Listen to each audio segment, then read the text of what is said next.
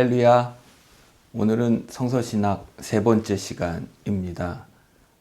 교재 제목이 믿음으로 보는 새 세상 이렇게 되어 있는데 그 아래 신의 차원이라고 되어 있습니다. 그러니까 하나님의 차원에서 보는 이 세계라고 할까요? 그러니까 우리가 보는 세계, 우리가 경험하는 내내 이 세계에 관한 이야기이죠. 우리가 이 세계 속에서 경험하는 모든 삼라만상의 하늘과 땅과 다른 존재자들과 이런 것들을 우리가 경험하는 우리의 차원이 있고 하나님이 보시는 하나님의 차원이 있음을 이제 상징적으로 보여주는 제목이라 할 수 있습니다.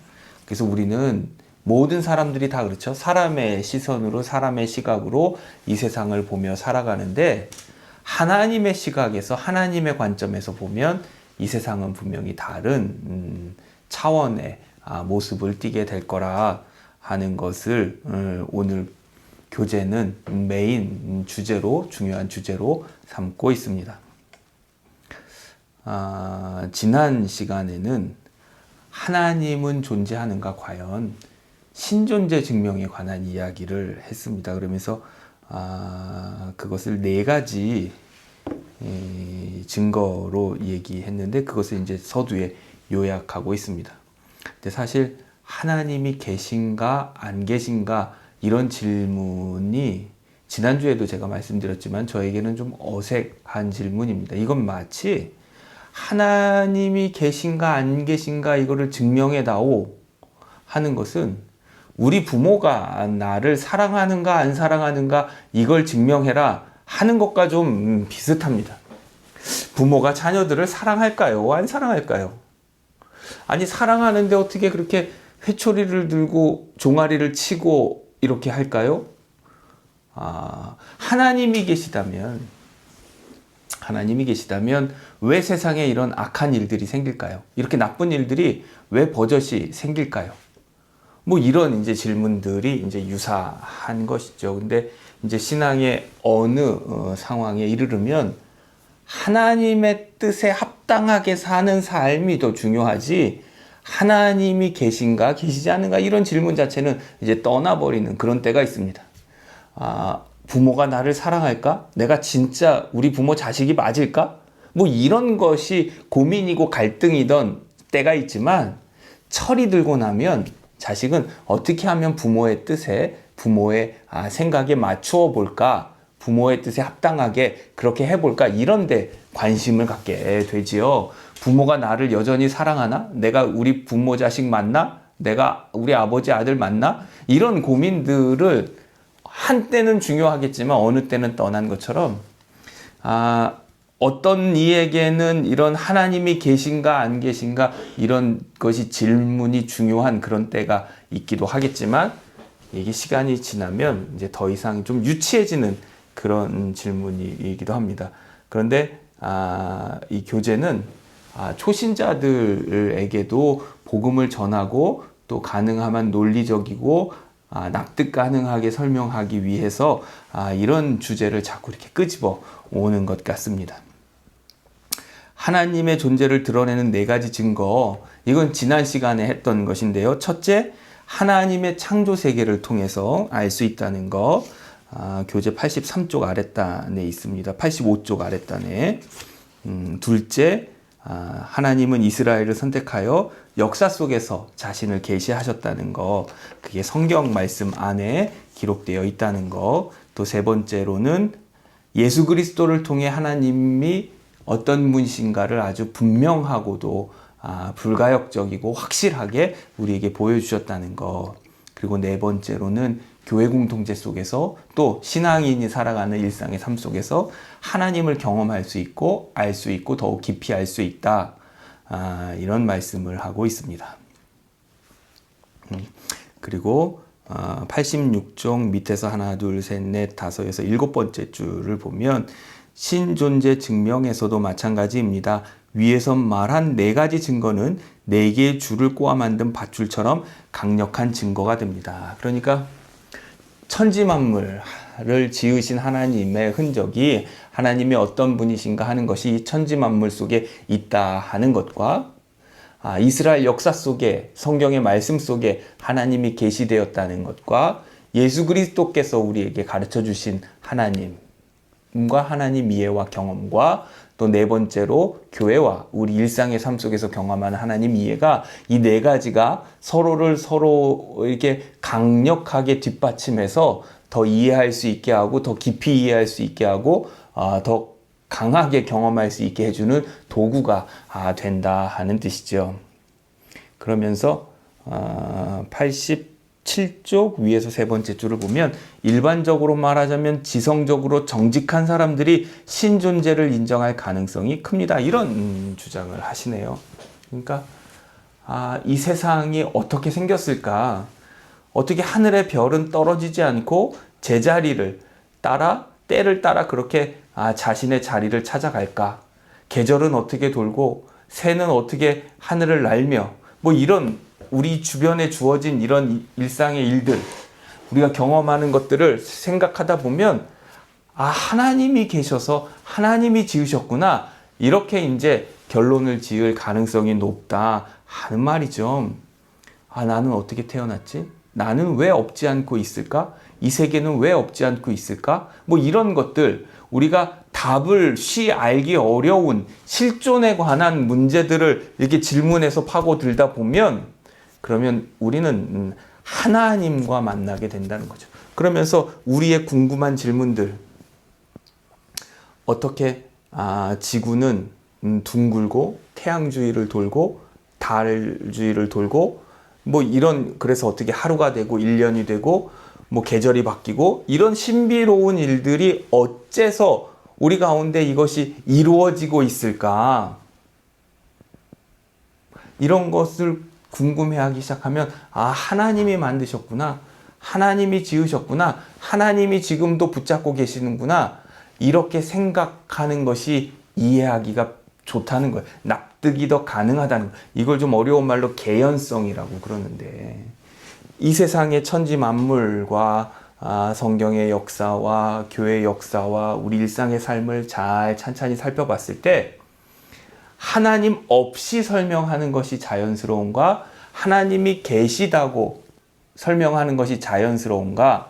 하나님이 계시다고 생각하는 것이 하나님이 하늘과 땅을 지으시고 그 가운데 생명이 가득하게 하시고 지금도 모든 것이 태어나서 만물이 소생하여 생명으로 가득 차게 하시는 창조의 하나님이 지금도 역사하고 계신다라고 그렇기 때문에 오늘 우리가 이런 세상을 만나 경험할 수 있다라고 생각하는 것이 더 이해하기가 좋다. 더 납득할 만하다 하는 거죠.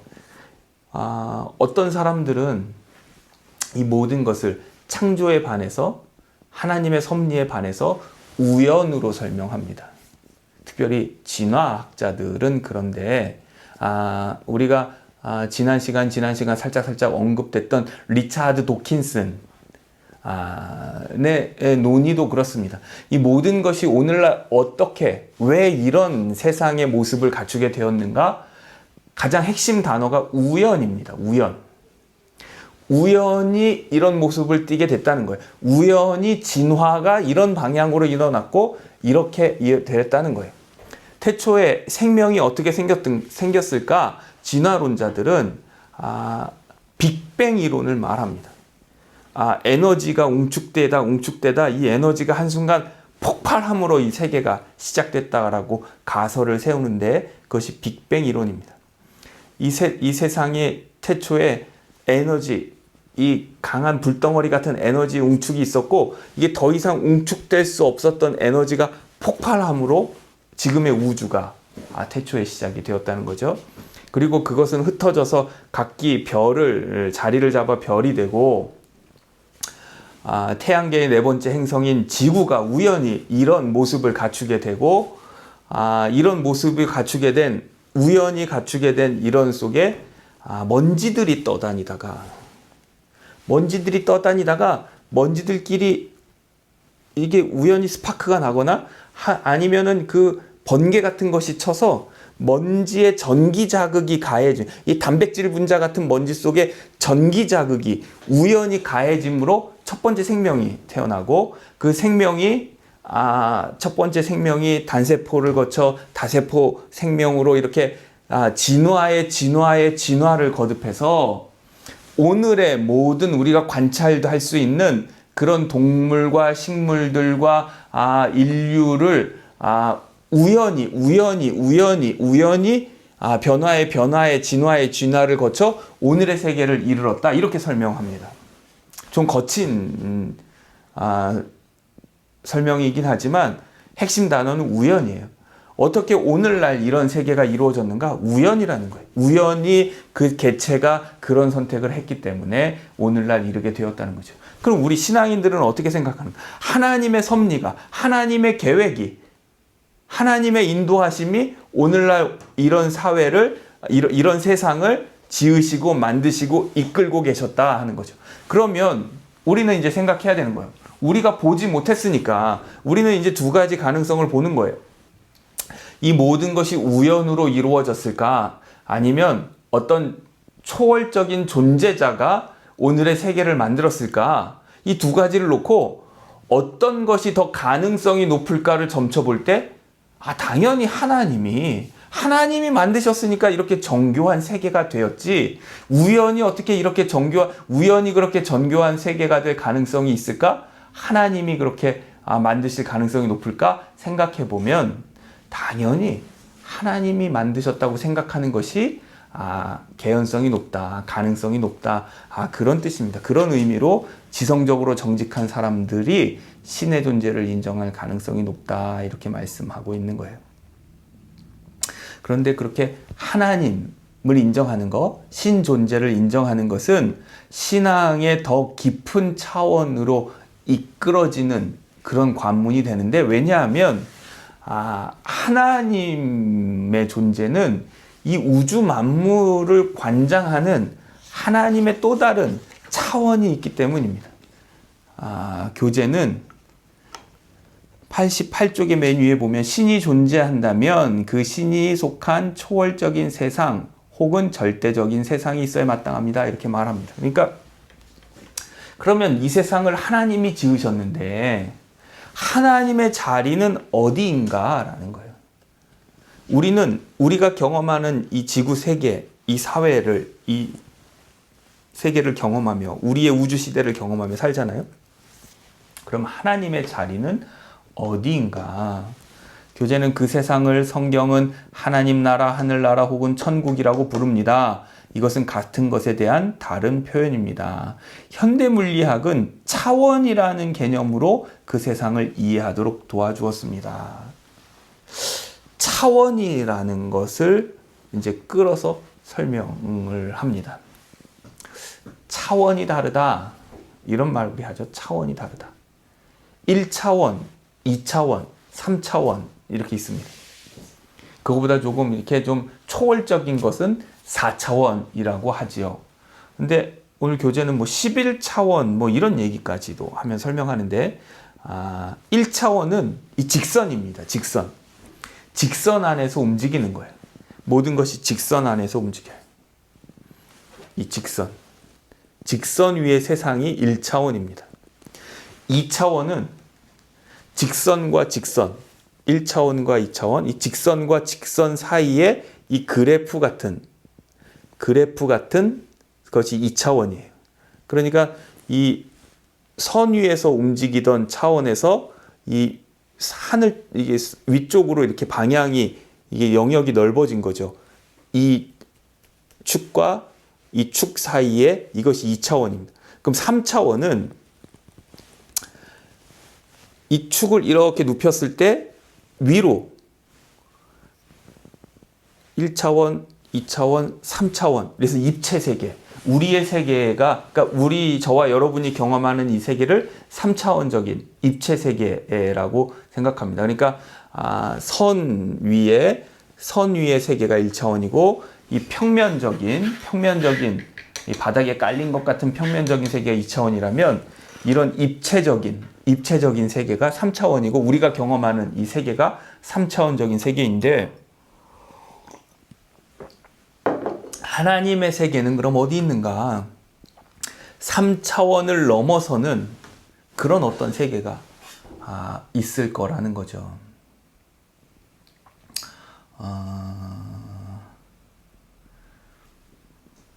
이를테면 사람은 몸과 정신과 영혼 이렇게 나눌 수는 없고 구별해 볼 수는 있습니다.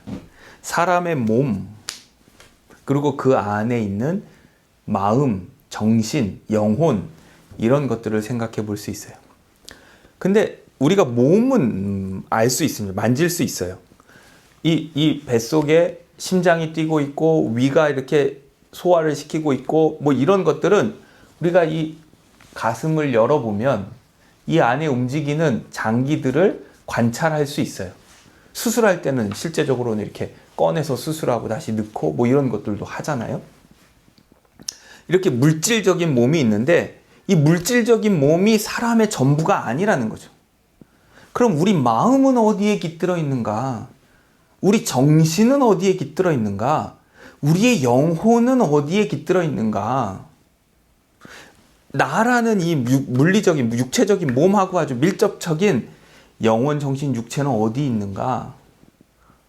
혹자는 가슴, 심장이라고 하고 혹자는 이 머리, 뇌라고 하는데 이 몸의 어디에 뇌가 있는 자리를 중첩적으로 정신이, 영혼이 가지고 있거나 아니면 영혼이라는 것이 우리 몸 전체를 이렇게 중첩적으로 동시에 다른 차원의 이 물리적인 몸이 세포들이 이 차지하고 있는 것과는 다른 방식으로 그 공간을 중첩적으로 이렇게 차지하고 있을 거라고 우리가 가정해 볼 수 있고 그게 우리 경험인데 왜냐하면 우리는 영혼을, 마음을, 생각을 이렇게 경험하면서 살고 있으니까요. 그거를 이 외과적인 수술이나 외과적인 이런 관찰로는 알 수 없는 거니까. 그렇듯이 우리 몸에 영혼이 깃들어 있는 것처럼 이 우주 만물의 세계 속에 하나님이 그런 방식으로 깃들어져 있을 것이라 우리 이렇게 생각해 볼 수 있습니다.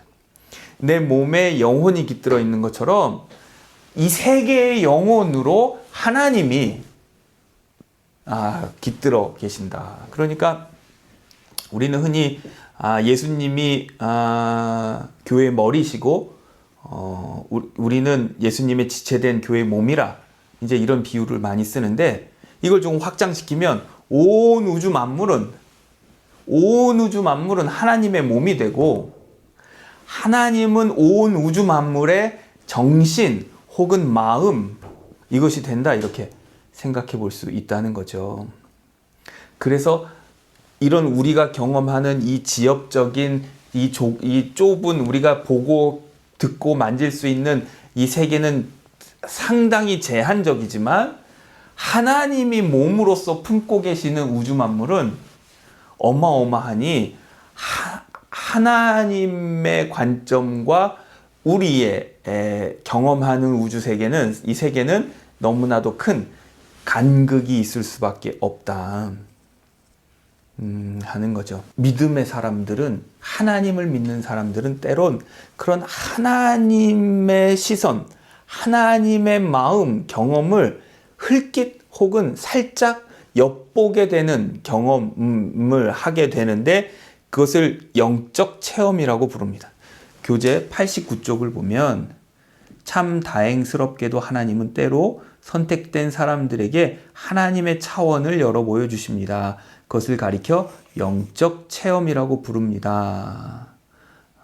그러면서 야곱에게 꿈으로 모세와 이사야 그리고 선지자들에게 환상을 사도 바울은 여러 번 하나님의 차원을 보는 그런 영예를 얻었는데 하나님의 사람에게 그런 경험을 한다는 거죠.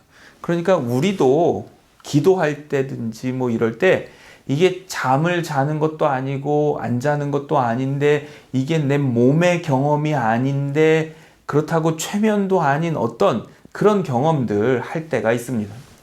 하나님이 주시는 영적인 체험 이런 거 할 때가 있어요. 그런데 이것을 가리켜서 아주 작은 것 91쪽에 하나님 나라의 한 조각이라고 얘기하는데, 그것은 하나님의 차원을 우리가 경험하기에는 용량이 너무 작기 때문에 그렇습니다. 그러니까 110V 전기로만 써야 하는 전기 이 제품을 220V에다 꽂으면 그게 용량을 감당할 수 없어서 망가지고 터지잖아요. 이게 휴즈 같은 게 터지게 됩니다. 용량을 감당할 수 없어서. 그러니까 우리도 이게 감당할 수 없는 하나님의 상황을 이렇게 경험하게 되면, 모르거나 이게 어떤 높은 음역대의 주파수, 그것을 우리가 모르지만 이 가운데 가득 차는 그런 거 있지 않습니까? 이를테면 핸드폰으로 이어진 전파 같은 거. 우리가 살고 있는 이 세계는 온갖 전파들이 가득 차 있을 거예요. 뭐 인터넷을 쓰게 되는 전파라든지 와이파이라든지 뭐 TV를 보내는 이런 수신 전파라든지 뭐 이런 것들이 온갖 선이 아닌 무선으로 통신망이 이렇게 연결되어 있잖아요. 근데 우리가 그걸 모르잖아요. 그런 것처럼 하나님의 세계를 우리가 보아도 보지 못하는 경우가 있는가 하면, 보면 감당할 수 없는 그런 것들이 이렇게 있지요. 그래서 우리가 경험하는 것은 내가 용량이 작기 때문에 이해가 낮을 수도 있고, 감당할 수 없기 때문에 하나님이 감당할 수 있는 만큼만 주시기 때문에 이 하나님 나라의 한 조각이라 이 영적 체험을 이렇게 설명하고 있습니다. 90쪽 맨 위에 이제 고린도후서 12장 2절로 4절의 말씀으로 인용하면서 바울의 경험을 소개하고 있는데, 그가 몸 안에 있었는지 몸 밖에 있었는지 알 수 없는데 우리도 때때로 이런 경험을 할 때가 있습니다.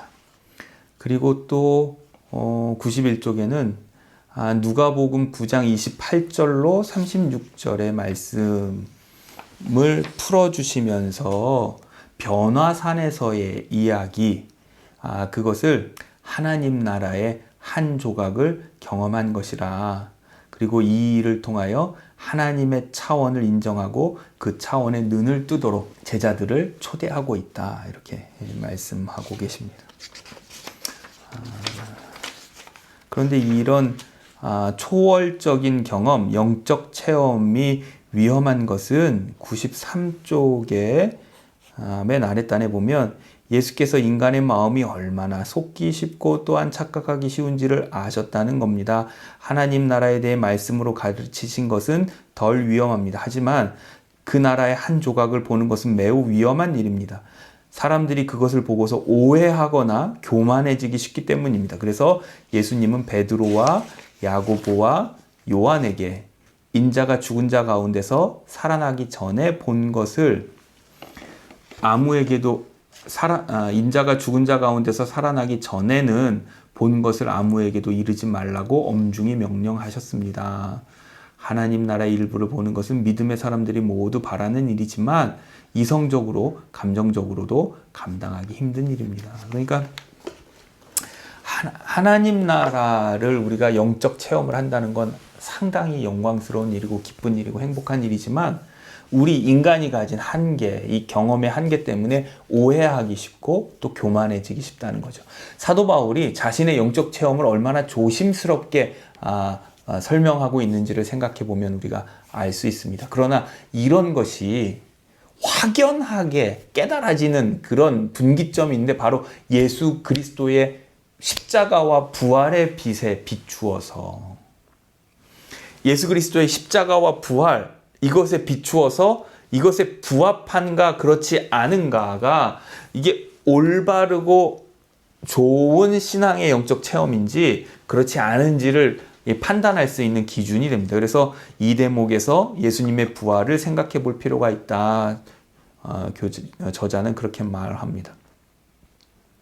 여기서 보면 비디오 테이프를 예로 들고 있는데, 죽음이라는 것이 비디오 테이프가 끝까지 간 거라면, 소생은 이게 리와인드해서 다시 이렇게 다시 거꾸로 돌려서 되감기를 해서 다시 플레이하는 거를 소생이라고 설명했는데, 그것은 좀 잘못된 설명 같아요. 그러면 반복되는 거잖아요. 근데 우리 인생이 죽음을 경험했다고 해서 반복되는 것이 아니라 그 죽음을 경험한 그 경험 이후의 삶이 계속 이어지는 거기 때문에 이 되감기, 리와인드 이후에 리바이벌, 재생하고는 이게 다른 차원입니다. 그러니까 뭐 이를테면 시즌 2가 있다든가 시즌 3가 있다든가 죽음의 경험을 뭐 그냥 죽을 고비를 몇 차례 넘기고 나면 그 인생이 시즌에 1, 2, 3, 4 이렇게 이제 이어지는 계속되는 시리즈물이 되겠죠. 왜냐하면 죽음을 경험한 사람이 죽음을 경험하지 않은 사람과 같을 수는 없으니까. 그렇지만 이 소생과 부활의 차이점은 이걸 얘기해 주고 싶으신 거예요. 부활과 소생의 차이점은 끝이 어디인가예요. 그렇게 다시 반복되었지만 또다시 끝을 맞이하는 건 소생입니다. 끝날 수밖에 없는 것. 죽음의 고비를 넘겼지만 결국 죽을 수밖에 없는 것. 그게 이제 소생이 가진 한계인데, 부활은 그런 우리가 죽을 수밖에 없는 이런 이 3차원적인 이 세상의 차원을 벗어나 하나님의 차원으로 우리의 경험 세계가 옮겨가는 것을 뜻합니다. 그래서 우리는 예수 그리스도의 부활을 통해서 부활을 경험하고 참여함으로, 부활하신 주님을 만나서 동행함으로 하나님의 차원을 배울 수 있고 알 수 있고 경험할 수 있고, 그리고 그렇게 세워진 하나님의 나라가 나와 무관하지 않다. 그것이 나를 위한 것이고 장차 내 미래이며 현재이다 하는 것이죠. 95쪽에 위에서 5번째 줄 보면 부활이 중요한 또 다른 이유는 부활은 하나님의 나라가 우리와 무관하지 않다는 증거가 되기 때문입니다. 그렇습니다. 그래서 우리는 부활하신 예수님을 통해서 하나님 나라를 알고 경험하고 그 나라를 살게 되고 그 나라에 이르게 되고, 그리고 온전히 그 나라의 일원이 되는 건 우리의 경험 환경이, 제가 그런 얘기 말씀드렸어요. 우리의 경험 환경이 육신의 죽음 이후에는 차원이 달라진다. 지금은 손과 발과 내 눈과 귀로 이 세상을 경험하지만 이 힘이 다 빠져서 이게 내가 더 이상 이 육체를 이용해서 세상을 경험할 수 없는 그런 때에 영적인 차원, 하나님의 차원, 신령한 몸의 차원으로 우리가 이 존재가 변형, 트랜스포밍이 되어서 그래서 이제 우리의 삶의 경험이 바뀌는데, 그렇기 때문에 중요한 것이 하나님과의 관계라고 그랬습니다. 지금 내가 육체 가운데 있으나, 육체 밖에 있으나 중요한 것은 하나님과의 관계다. 왜냐하면 이 세상의 모든 것들은 다 썩고 망가지고 죽을 수밖에 없는데, 하나님은 영원하시기에 하나님과의 관계 속에서 우리는 하나님의 영원하신 것을 이렇게 늘 공급받을 수 있기에 하나님의 나라를 경험하는 것, 하나님의 나라가 우리의 현재가 되고 우리의 미래가 되는 건 하나님과의 깊은 교제, 하나님과의 깊은 연합, 거기에 있다. 그래서 하나님 나라의 중요한 핵심은 관계다. 하나님과의 관계, 이런 말씀 드린 적이 있는데 아마 첫 시간에도 그런 말씀을 드렸을 거예요. 근데 오늘 교재도 그걸 언급합니다. 97쪽 중간쯤 보면, 그렇다면 믿음의 핵심은 하나님 나라와 관계를 맺고 살아가는 것이라 할 수 있습니다. 믿음으로 하나님을 믿고 하나님의 말씀을 믿음으로 따라가고 청종하며 사는 것은 오늘 하나님 나라를 살게 하고 우리의 미래가 하나님의 나라를 있게 하는 것. 교재는 그것을 5가지로 하는데, 하나, 믿음은 그 나라를 보게 한다. 둘, 믿음은 그 나라를 경험하게 한다. 셋, 믿음은 그 나라를 위해 살게 한다. 넷, 믿음은 그 나라에 이르게 한다. 5, 믿음은 마지막 날 새 하늘과 새 땅에서 부활에 참여하게 된다. 그래서 이렇게 네 번째, 5째 것은 미래이고, 우리가 관심 있는 것은 보고 경험하고 그 나라에서 사는 것. 그리고 4번째, 5번째 것은 하나님께 맡기고 살아가는 것이 좋겠다, 이런 말씀 하시는데, 어쨌든 우리는 믿음으로 하나님과의 바른 관계를 맺을 수 있고, 하나님과의 관계가 온전하게 될 때에 하나님의 나라는, 하나님의 차원은 우리의 현재이며 우리의 미래가 된다는 거죠. 그러니까 그냥 내 눈으로 보고 내 지혜로 사는 사람과 믿음으로 기도하면서 하나님과 교제 속에 하나님의 지혜를 덧입고 하나님의 능력을 덧입으면서 살아가는 사람이 이 사는 방식이 같을 수가 없는 거죠. 99쪽 마지막 단락 밑에서부터 하나 둘 셋 넷 다섯 여섯 일곱 여덟 번째 줄. 바울은 부활하신 주님을 만났고 하나님 나라의 한 자락을 보았습니다. 그랬기에 그는 하나님 나라에 대해 털끝만큼도 의심하지 않았습니다. 그 영원한 나라를 믿었고 또한 성령을 통해 그 나라의 능력을 경험했습니다. 그와 더불어 그는 예수님의 말씀을 따라 살았습니다. 육신의 안일과 물질적인 풍요를 위해 살지 않았습니다. 하나님 나라를 위해 모든 것을 드리는 일에 주저하지 않았습니다. 그래서 그는 이렇게 고백합니다. 100쪽 맨 위에 땅. 우리는 속이는 자 같으나 참되고 무명한 자 같으나 유명한 자요. 죽은 자 같으나 보라 우리가 살아있고 징계를 받은 자 같으나 죽임을 당하지 아니하고 근심하는 자 같으나 항상 기뻐하고 가난한 자 같으나 많은 사람을 부요하게 하고 아무것도 없는 자 같으나 모든 것을 가진 자로다. 고린도후서 6장 8절로 10절.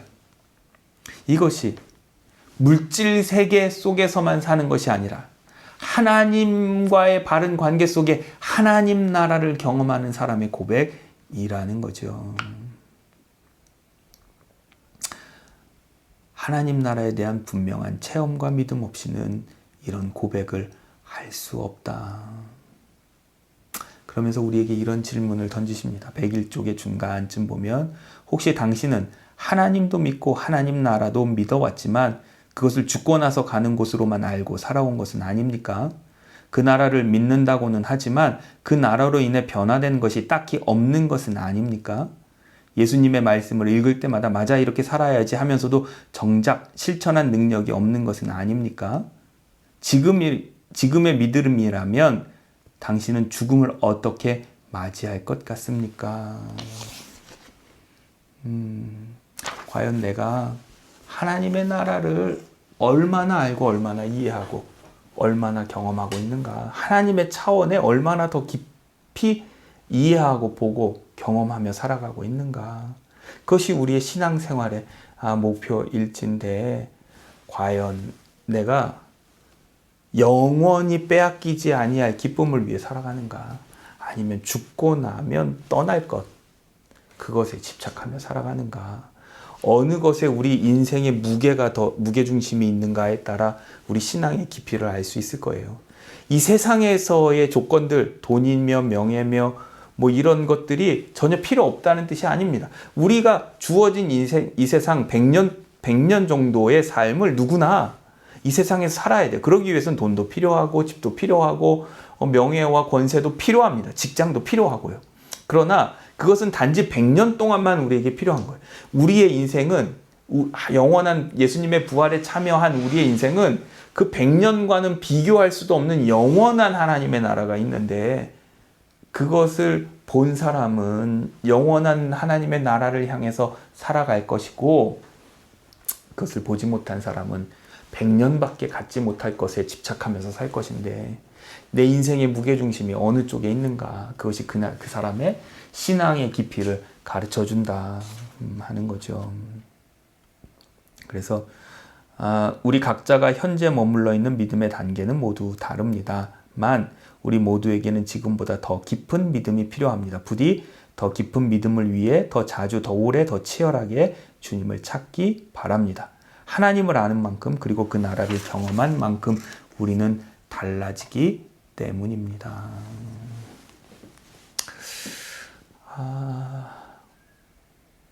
오늘 주제는 과연 우리가 살아가는데 하나님의 차원과 내 차원이 있어요. 하나님이 보시는 이 세계의 원리와 내가 경험하고 아는 이 세계의 원리가 있어요. 우리는 그 중간 어디를 살아갑니다. 그런데 내 무게중심이 나에게 더 많은지 아니면 하나님께 더 많은지 어느 쪽에 더 가까운지 우리는 나에게서 하나님에게로 조금씩 옮겨가려고 하는 그것이 우리 신앙의 삶의 목표일진데 나의 믿음의 자리는 어느 만큼 하나님과 가까운가 그것을 스스로 돌아보고 이렇게 질문을 던져보는 그런 기회가 되었으면 좋겠습니다. 한 주간도 건강하게 잘 지내시고 다음 주에 다시 뵙겠습니다. 기도하겠습니다.